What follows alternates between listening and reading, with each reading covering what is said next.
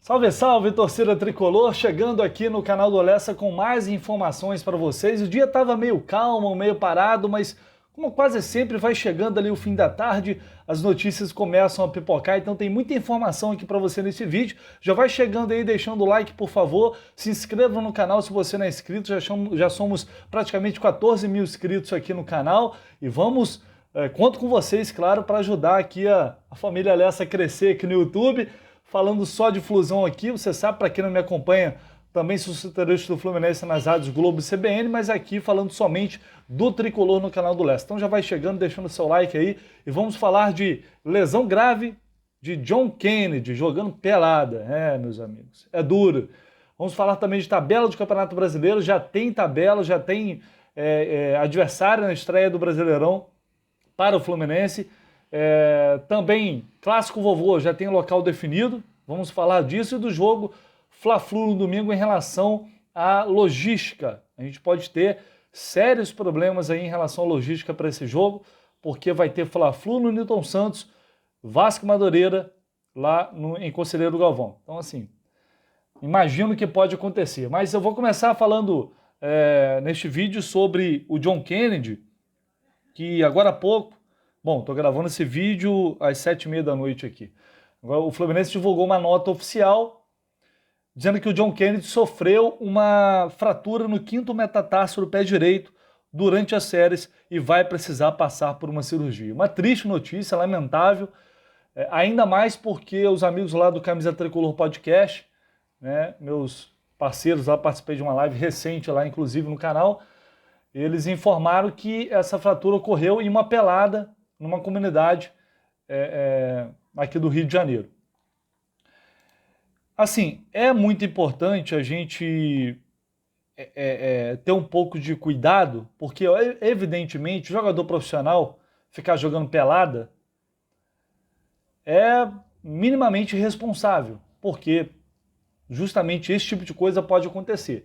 Mas a gente sabe que, assim, a grande maioria joga. Né? Essas próprias peladas aí de fim de ano, de férias, porra, a maioria joga. Né? E pode acontecer uma lesão dessa numa pelada dessa, num evento desse. Então, assim, vai muito da responsabilidade de cada um. Não estou aqui passando a mão na cabeça do John Kennedy, mas jogador de futebol, jogar pelada nas férias, não é nenhuma novidade, pelo menos para mim. Por isso que eu falo, vai muito de cada um. O Matheus Martins, por exemplo, em vez de estar jogando pelada, voltou a treinar uma semana antes da data prevista, que é dia 7, né, dos jogadores que disputaram a Copinha. Então eu preciso ressaltar isso. E aí, o seguinte, o futuro, a gente vai ver no futuro. O que isso vai representar de fato no futuro. Às vezes, muitas dessas atitudes determinam quem vai ser jogador, quem não vai ser. Quem quer realmente, quem não quer. Mas não dá para sair também dando porrada no moleque, como se fosse algo que não existe e tal, porque existe. Existe.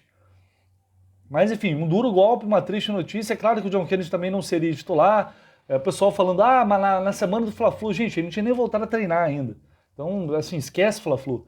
E tem Fred, tem Germancano, então, na boa, o John Kennedy ia ter que ralar muito para ter uma chancezinha nesse time. Mas independente disso, é um jogador que assim, é uma aposta muito grande e é uma temporada de afirmação para ele. E essa lesão é complicada, é a mesma lesão que o Neymar teve e depois teve que conviver com muitas dores depois de ter tido essa lesão. E o próprio Luan Freitas também, que teve essa lesão recentemente. O Luan, se eu não me engano, foi ano passado, mas no início do ano passado. É uma lesão chata, complicada, e agora o John Kennedy vai ter que passar por isso, lamentavelmente. Mas é isso, deixem nos comentários, não sei se vocês concordam, se vocês discordam. É claro que não é o correto, o jogador não deveria estar jogando pelada, é perigoso. Mas enfim, é aquilo. Também não vou ficar dando porrada aqui, porque, como eu disse, os outros também, a maioria faz isso. Passando para o próximo assunto aqui, pessoal, atualizando geral aqui, Fluminense e Botafogo vai ser no estádio Newton Santos, né? Trouxe a informação mais cedo lá no meu Twitter. O jogo vai ser na próxima quinta-feira. Tem horário? Já até esqueci o horário. Vou confirmar aqui o horário para vocês. Acho que é 8 da noite. 8 da noite. Na próxima quinta-feira. Lá no Newton Santos, já chegaram a um acordo em relação aos valores, né, do custo operacional do estádio, enfim, estava tendo uma discussão sobre isso. E agora só estão resolvendo questões burocráticas, pendências de burocracia. Em breve a federação deve confirmar também esse acordo. Fluminense e Botafogo, portanto, no estádio Newton Santos. Né? Ainda está... Na verdade, assim, Fla-Flu não seria o Newton Santos, Fluminense e Botafogo não seria, só vai acontecer aqui porque cidades como Brasília, Cariacica, todos estão com restrições devido à Covid-19 e, portanto, não podem receber esses jogos, se podem com uma capacidade limitada e aí não faz sentido, não é bom financeiramente falando, não é bom negócio. Aliás, aproveitando, pessoal, Fla-Flu já ingresso à venda, tá? Para os sócios, acesse lá nense.com.br, ingressos à venda, a capacidade vai ser máxima dividido 50% para cada lado, 2 setores para cada lado, né? Então, divisão igual do estádio. Ingressos variando de 20 a 100 reais. E nesse jogo não vai poder entrar com carteirinha de sócio e etite. É absurdo, é lamentável, em pleno 2022, num estádio como o Newton Santos, você não poder entrar ali com a sua carteirinha de sócio. Deve ser uma questão de catraca, enfim, mas é impressionante como não conseguem resolver isso. Não dá um jeito, né? Mas enfim, ingressos estão à venda, corre lá no site, no meu Twitter, inclusive, eu publiquei hoje, vai lá na minha página, tem lá o link que o Fluminense divulgou com todas as informações. Vou deixar aqui embaixo para vocês também, vai aqui na descrição, que eu vou deixar o link aqui, que vai para o site do Fluminense, lá tem todas as informações, fica melhor para vocês, beleza? Por falar em Fla-Flu, uma preocupação muito grande para o jogo de domingo. A gente sabe que esse jogo não iria correr no Newton Santos no primeiro momento, mas devido a todas aquelas situações, acabou vindo para cá. Né? Só que no domingo tem um jogo marcado, Vasco e Madureira em Conselheiro Galvão, e vale ressaltar que de Engenho de Dentro ali, são 4 estações de diferença. Né? E aí, obviamente, e infelizmente, marginais já estão marcando brigas pela internet, o que evidentemente é muito perigoso.